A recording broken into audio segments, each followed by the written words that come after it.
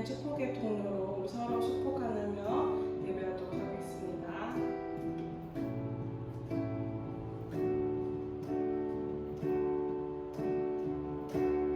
당신은 하나님의 언약 안에 있는 축복의 통로, 당신을 통하여서 열방이 주께 돌아오게 되리. 우리 축복하면서 한 번 더. 당신은 하나님의, 당신은 하나님의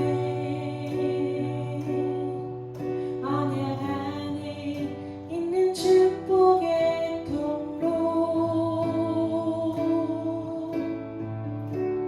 당신을 통하여서 열방이 주께 돌아오게 되리.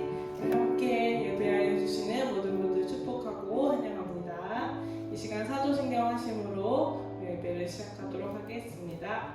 함께 읽을게요. 시작. 나는 전능하신 아버지 하나님 천지의 창조주를 믿습니다. 나는 그의 유일하신 아들 우리 주 예수 그리스도를 믿습니다. 그는 성령으로 잉태되어 동정녀 마리아에게서 나시고 본디오 빌라도에게 고난을 받아 십자가에 못 박혀 죽으시고 장사된 지 사흘 만에 죽은 자 가운데서 다시 살아나셨으며 하늘에 오르시어 전능하신 아버지 하나님 우편에 앉아 계시다가 거기로부터 살아있는 자와 죽은 자를 심판하러 오십니다. 나는 성령을 믿으며 거룩한 공교회와 성도의 교제와 죄를 용서받는 것과 몸의 부활과 영생을 믿습니다. 아멘. 이 시간 회개의 기도로 드리도록 하겠습니다. 하나님 아버지, 일주일 동안 지켜주시고 감사합니다. 일주일 동안 지켜주시고 감사합니다. 마음속에 나쁜 생각과 나쁜 마음을 깨끗하게 해주세요. 예수님의 보혈의 피가 우리를 깨끗하게 해주실 줄 믿습니다. 오늘 예배에 집중하고 하나님을 만나게 해주세요. 예수님의 이름으로 기도합니다. 아멘.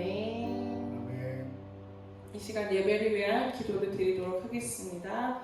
하나님 아버지 감사합니다. 우리가 코로나로 인해서 만나지 못하고 이렇게 영상을 통해 예배하고 있습니다.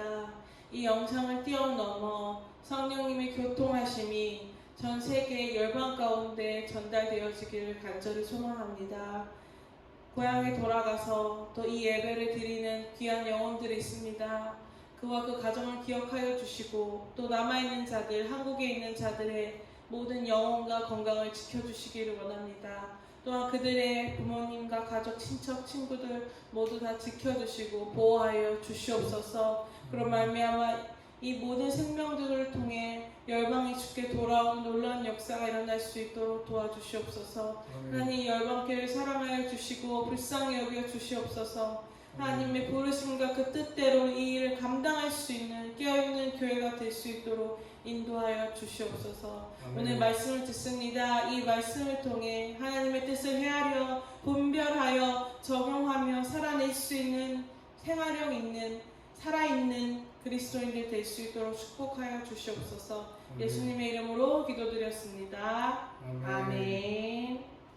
오늘 하나님의 말씀은 마태복음 22장 38절에서 40절의 말씀입니다. 우리 한국말로 또 영어로 각 나라별로 말씀 읽어보도록 하겠습니다. 먼저 한국말입니다. 시작.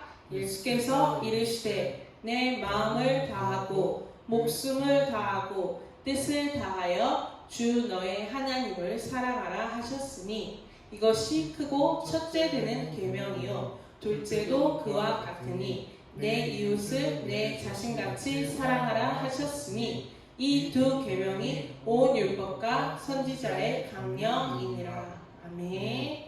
영어로도 읽어볼게요. 시작. Jesus replied, Love the Lord your God with all your heart and with all your soul and with all your mind. This is the first and greatest command. And the second is like it, love your neighbor as yourself. All the law and the prophets hang on these two commands.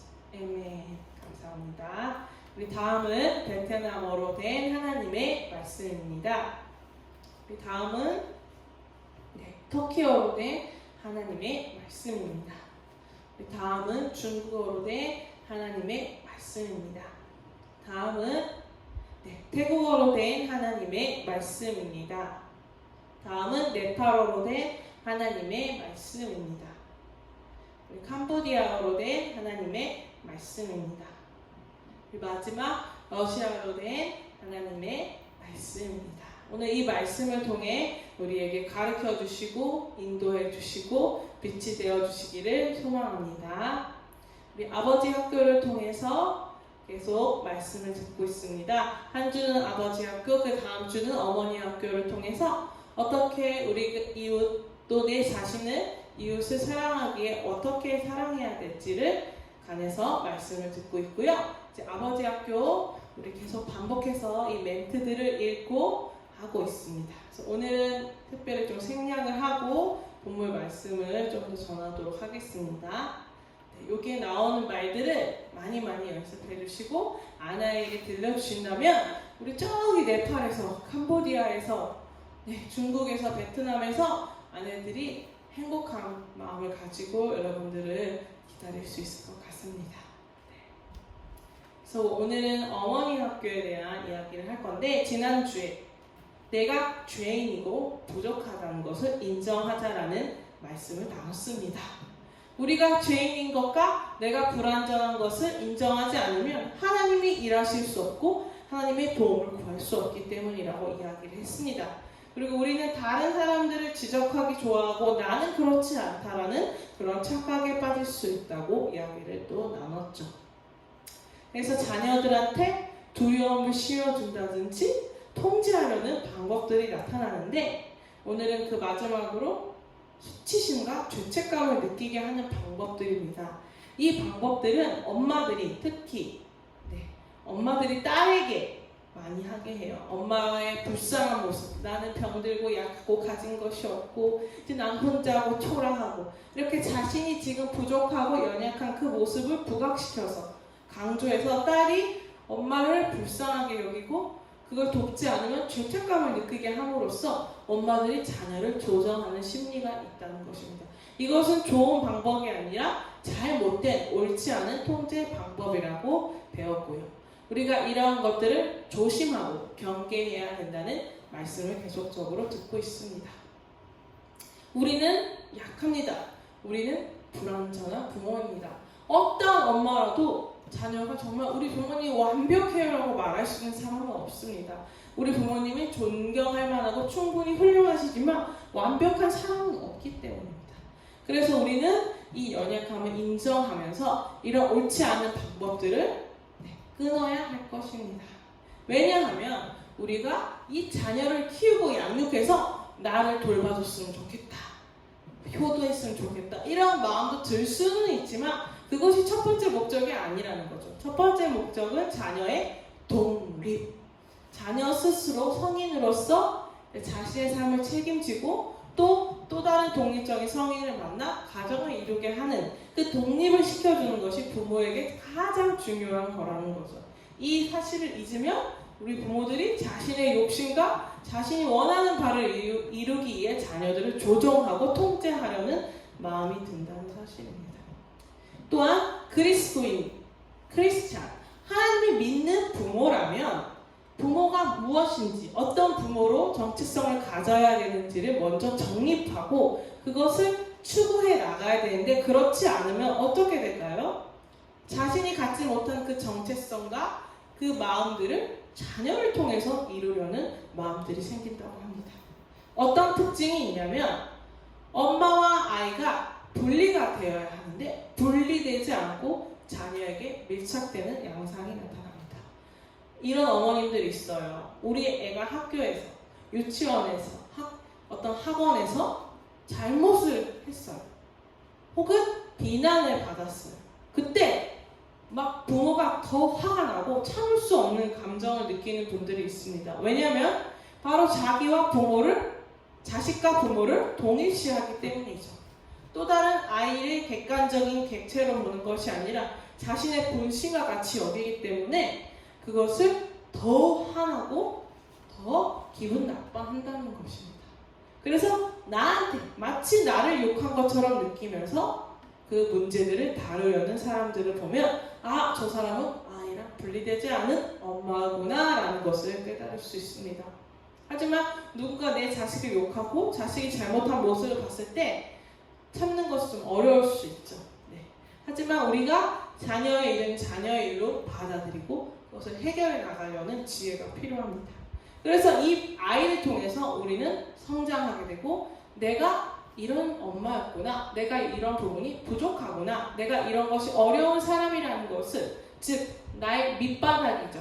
나의 연약함을 보게 해주는 그 거울이 된다는 사실입니다. 또 어떤 엄마들은 이런 거 있어요.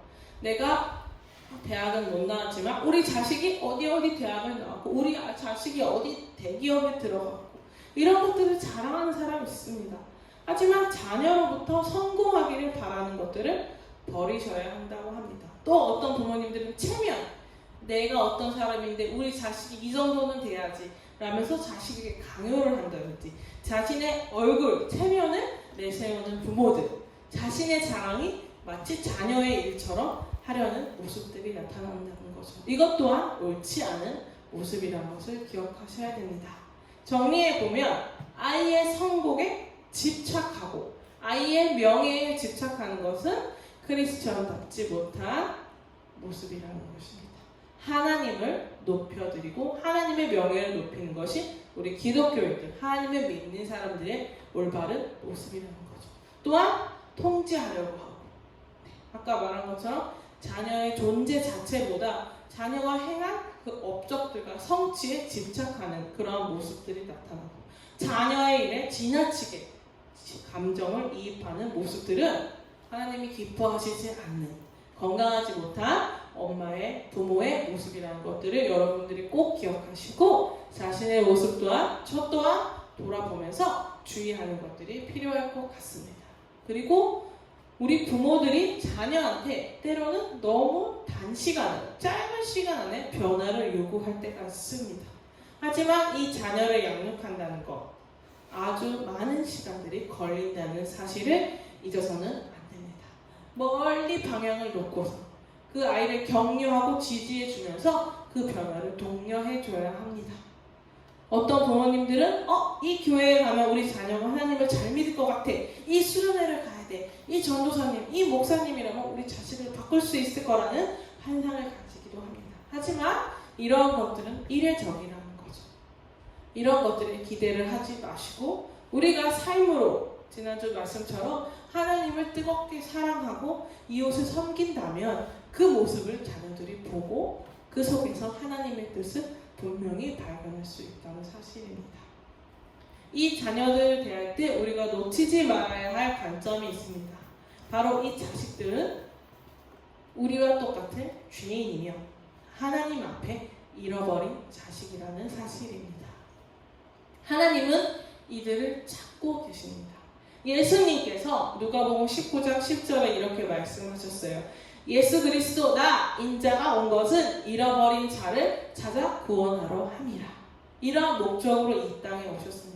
또 마태복음 15장 24절에서 이렇게 말씀하십니다. 예수께서 대답하여 이르시되 나는 이스라엘의 집에 잃어버린 양 외에는 다른 데로 보내심을 받지 아니하였노라 하시니 이 잃어버린 양 때문에 이곳에 오셨다고 또 말씀하십니다. 구약 성경인 에스겔 34장 4절에도 이렇게 말씀이 되어 있습니다. 너희가 그 연약한 자를 강하게 아니하며 병든 자를 고치지 아니하며 상한 자를 싸매주지 아니하며 쫓기는 자를 돌아오게 하지 아니하며 잃어버린 자를 찾지 아니하고 다만 포악으로 그것을 다스렸다. 이 메시지가 우리에게 주시는 경고가 돼서는 안 될 것입니다.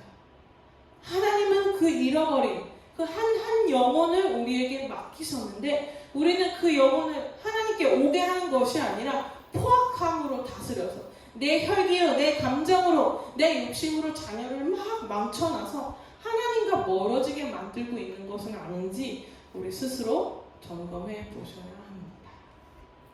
그래서 오늘은 조금 어려운 개념이지만 역기능적 가정에 대해서 말씀을 나누도록 하겠습니다. 다이펑셔널 패밀리라고 해서 이제 가족의 모습이 거꾸로 된 거예요.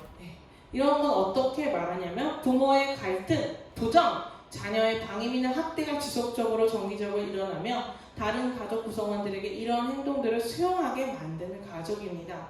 이런 가정에서 자란 아이들은 이 상황이 정상적이라고 노멀한 시츄에이션이라고 받아들이게 된다는 것입니다. 자기 가족이 잘못된지도 모르고 자라게 된다는 거죠. 좀 더 보면 부모에 의한 것입니다. 자녀가 이렇게 맞는 것보다는 부모에 의해서 일어나는 일으로 한쪽 부모가 학대를 하거나 다른 쪽은 공의존자 혹은 마약, 알코올 중독과 같은 그러한 정신질환을 가진 경우도 많다고 합니다.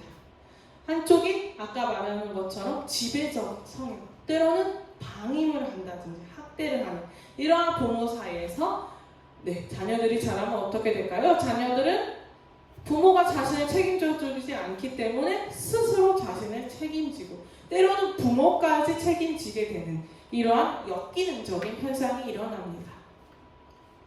여러 가지 특징들이 있는데 오늘 가능한 최대한 빨리 해서 한번 다 보도록 할게요. 첫 번째는 역기능 가정은 정서적으로 문제가 있는 가족에게 주의가 집중됩니다.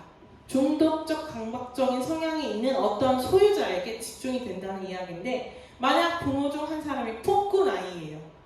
폭군처럼 자기 하고 싶은 대로 하고 그 욕구를 축적시키기 위해서 자기 가족을 마음대로 하는 그런 사람 중심으로 집중되는 가족이 있다는 것입니다. 또 어떤 가족으로 나타날 수 있냐면 감정을 표현 제한합니다.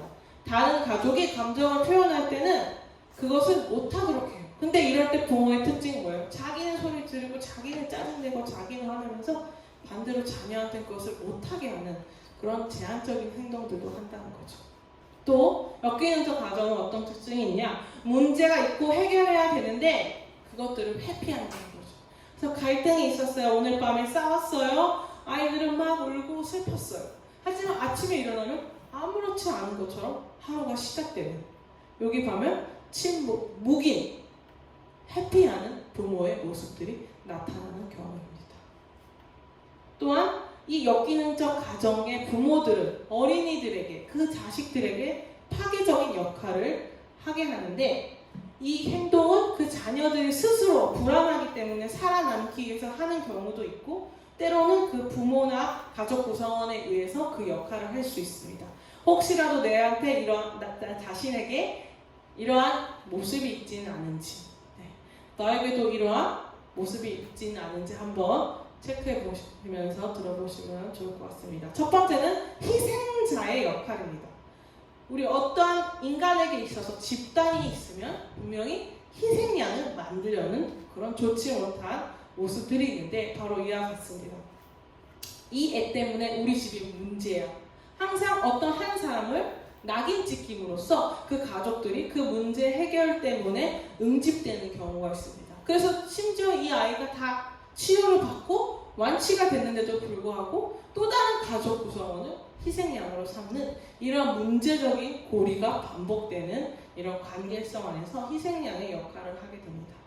또 어떤 아이들은 무엇을 강요받냐면 부모의 역할을 강요받습니다. 이것은 부모가 제대로 된 역할을 하지 못했을 때 나머지 한 아이가 이제 그 한 부모의 역할을 하게 되는 경우입니다. 세 번째로는 부모가 역할을 위임해줘요. 너는 앞으로 이런 사람이 돼서 이런 코스로 이렇게 성공하고 이런 사람을 만나서 이렇게 살아야 되면서 자신이 살고 싶었던 그 삶을 주입하는 경우도 있습니다. 또 어떤 자녀는 마스코트, 익살꾼, 마치 애완동물과 같은 역할을 합니다. 광대처럼 이 집안의 분위기를 바꾸기 위해서 막 재밌는 행동을 한다든지 웃긴다든지 이러한 역할을 하는 모습들이 나타날 수 있고요. 다섯 번째는 부모의 상담자 역할을 합니다. 부모 중 한 사람 또는 두 사람에게 개인적인 문제와 부부 갈등까지도 털어놓아요. 그 아이에게. 그러면 그 아이는 마치 상담자가 돼서 막 충고를 해주는 그런 역할을 받게 되는데, 이런 아이들은 아주 부모와 밀착돼서 그 아이 스스로 건강한 삶을 살기가 어렵습니다. 다섯 번째는 엮이는 척 가정 때문에 그 어린이가, 아이가 적절한 성장 발달에 필요한 것들을 받지 못하게 됩니다. 그래서 보살핌도 못 받고 사랑도 못 받고 귀여움도 받지 못하죠. 왜요? 부모들의 문제가 더 시급하기 때문에 자녀는 계속 소외되는 문제들이 발생하고요. 또 여섯 번째는 역기능적 가정이기 때문에 외부 세계랑 단절. 쉽게 말해서 우리가 봤을 때는 아주 가족이 화목해 보이는데 그 가정 안에 들어가 보면 폭력이라든지 학대가 일어나는 가족들이 있습니다. 심지어 교회에서는 아주 신앙이 좋으신 분이지만 집에서는 폭군과 같은 그런 아버지이지만 전혀 그 비밀이 가정 밖으로 누설되지 않는 형태를 띌 수도 있다고 합니다. 이럴 경우에 자녀에게 엄청난 위험이 있을 수 있죠. 아동학대라든지. 네. 그래서 가족 간에 그 경계선이 필요합니다. 근데 이 경계선이 온전하지 못하게 결합되어 있는 경우가 있는데요. 첫 번째는 삼각관계입니다. 부모가 아이를 두고서 적대적인 관계를 이루면서 그 아이를 갖고 실랭이를 하는 거죠. 양쪽 부모와 관계를 다 갖고 있기 때문에 이 아이는 엄청난 갈등을 느끼게 되는데, 이러한 형태가 또 지속됐을 경우 정신분열병이라고 하죠. 조현병이 발병하는 수치가 높다고 합니다. 또한 결탁관계가 있는데 아이 한 부모와 아이가 이렇게 친밀함이 과도하게 결탁됐을 때 그 나머지 부모에게 같이 싸우죠. 대항하는 경우를 말합니다. 또 세 번째는 그 부부 갈등이 아이에게로 우회되는 경우로서 보기에는 부부 관계가 원만하고 좋아 보이지만 아이를 과도하게 보호하거나 아이를 공격하는 형태로 나타날 수 있습니다. 또한 권력 구조가 잘못될 수 있어요. 부모가 동등하거나 아이들이 부모보다 적은 권력을 갖고 있을 수 있고, 때로는 그 부부 관계의 권력차가 너무 커요. 그래서 이 사람이 너무 권력이 튀기 때문에 한 사람은 따라오겠죠. 그래서 겉으로 볼 때는 아주 순종적이고 평온해 보이지만 그 속에서 썩고 있는 관계를 맺고 있는 그런 상태가 있을 수 있습니다. 반대로 또 아이가 마음대로 문제를 일으킴으로써 집안에서 통제권을 가지려는 그런 형태도 나타날 수 있다고 합니다. 조금만 더 보도록 할게요. 가족의 규칙이 잘못되어 있는 경우도 있습니다. 어떤 사람들은 전통과 문화, 유교사상 이런 것 때문에 자기들만의 규칙이 있을 수 있어요. 어떤 사람들은 여기 말하는 예처럼 감정 표현을 지나치게 억누르고, 또 여자는 이래야 된다, 남자는 이래야 된다, 가족을 위해서 너희가 희생해야 된다고 요구하는 그런 가족도 있습니다. 또는 그 규칙이 적절하지 못할 때가 있어요. 초등학교 때 9시까지 집에 귀가하는 거를 대학생이 돼서도 성인이 돼서도 요구한다든지, 이렇게 적절한 규칙이 적용되지 못했을 때 문제가 생길 수 있습니다. 또한 이중속박이라는 잘못된 의사소통을 할 수 있습니다. 이중속박이란 말을 제가 일단은 정의를 내려드리고 예시를 보여드리도록 하겠습니다. 상대방에게 말하는 내용과 말하는 표정, 행동, 억양 등이 서로 모순되는 경우가 많습니다. 그래서 부모가 실수를 해도 시인하지 않기 때문에 자녀가 이 상황에서 내가 잘못했다라고 느끼게 되는 경우가 많습니다. 한번 예시를 들어보면 엄마가 너 마음에 드는 거 다 사, 이 옷 사줄게 이렇게 합니다. 그러면 자녀가 네 고마워요 엄마 하고 옷을 딱 샀는데 입었어요. 엄마 이거 어때요? 했을 때 뭐라고 했어? 아니야 그 옷은 안 어울려, 이거 입어라. 결국 선택하는 것처럼 했으면서 그 속마음은 다르다는 거 제한시켜버리고 통제합니다. 또 어떤 것이 있을까요? 부모님이 자식에게 나는 아무것도 필요 없다, 너희만 행복해라 라고 앞에서는 말하시면서 자녀가 제대로 돌봐주지 않으면 뭐라고 해요? 자식을 낳아봤자 소용이 없다. 이렇게 표현하는 거죠. 자신이 하는 말과 마음의 태도가 다르면서 그 상대방을 억압하는 행동들이 있습니다. 또 어떤 사람들이 이렇게 해요. 자, 먹고 싶은 거 시켜라. 근데 나는 짜장면 먹을 거야. 이렇게 말하면 그 상대방이 들었을 때 어떻게 해요? 짜장면을 먹어야 될 것과 같은 그런 부담감을 느끼게 됐죠. 이런 것들이 바로 이중 속박의 어휘입니다. 부모님들이 이런 행동을 특히 자녀가 어릴 때 많이 쓰게 되죠. 그렇다면 왜 이렇게 말할까요?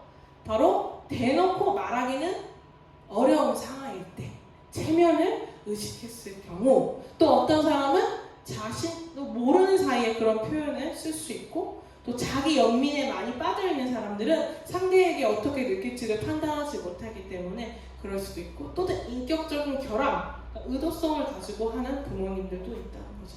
이러한 용어들을 쓰지 않도록 하심으로 우리 자녀들을 건강하게 키울 수 있는 어휘를 사용하셔야 될 것 같습니다. 가족의 발달 단계는 이제 시간의 흐름에 따른 단계입니다. 역기능적 가족은 이 시간의 흐름에 따른 단계들을 부인하는 특징을 갖고 있습니다. 이제 10가지 정도로 단계가 나눠져 있는데, 예를 들어 아이가 태어난 영아기, 또 학령기, 사춘기 이라는 발달에 따른 단계에 필요한 것들을 부인합니다. 그래서 이러한 것들을 제대로 수행하지 못해서 자녀들이 다양한 어려움을 겪게 됩니다. 이렇게 우리가 부족하고 또 연약한 모습으로 자녀를 키운다면 이 자녀에게 좋지 않은 영향력이 물려질 것입니다. 그렇기 때문에 어머니와 아내된 우리들이 역기능적인 가족의 구조를 벗어버리고 또 자신 안에 있는 역기능적 구조가 남아있다면 이것을 분별하고 이제 하나님 앞에 온전한 치유를 받으신 이후에 이제 자녀를 건강하게 양육하실 수 있는 하나님의 자녀로 또 어머니와 아내로 성장할 수 있는 시간이 되었으면 좋겠습니다. 우리 어머니 학교 구호를 외쳐볼게요. 시작! 주님, 저는 저의 남편과 자녀들을 사랑합니다. 내가 하나님께서 위탁하신 아들, 딸의 어머니입니다. 우리 갈릴리 바닷가에서 주님은 아내에게 우리 찬양하도록 하겠습니다.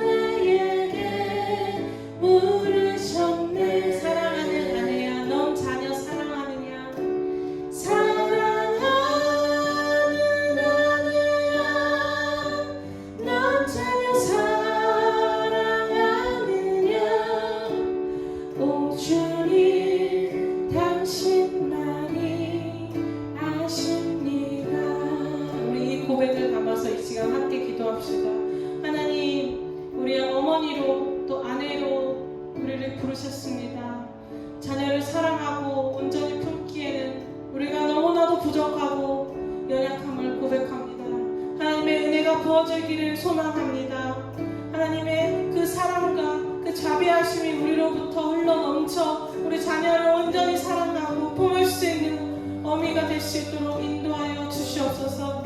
우리의 부족함과 나약함과 연약함으로 자녀에게 준 상처가 있다면 예수 그리스도의 보혈의 피로 깨끗하게 씻겨 주시기를 간절히 소망합니다. 내 안에 있는 쓴뿌리와 상처마저도 예수 그리스도의 보혈의 그 능력으로 깨끗하게 되어지기를 간절히 소망합니다. 하나님 이 시간 만나주시고 치유하여 주시고 찾아와 주시옵소서. 온 열방의 어머니들을 기억하여 주시옵소서. 회복하게 하여 주시고 온 온전하게 하여 주시옵소서. 하나님의 그 긍휼과 치유하시는 손길을 기대합니다. 하나님 만나 주시옵소서. 치료하여 주시옵소서.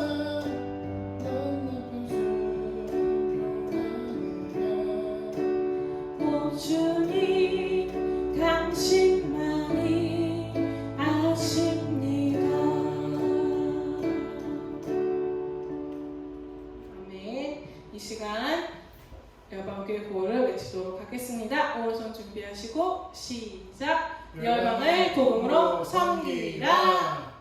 우리 주기도문 하심으로 오늘의 예배를 마치도록 하겠습니다. 시작. 하늘에 계신 우리 아버지, 아버지의 이름을 거룩하게 하시며 아버지의 나라가 오게 하시며 아버지의 뜻이 하늘에서와 같이 땅에서도 이루어지게 하소서. 오늘 우리에게 일용할 양식을 주시고 우리가 우리에게 잘못한 사람을 용서하여 준 것 같이 우리 죄를 용서하여 주시고 우리를 시험에 빠지지 않게 하시고 악에서 구하소서. 나라와 권능과 영광이 영원히 아버지의 것입니다. 아멘.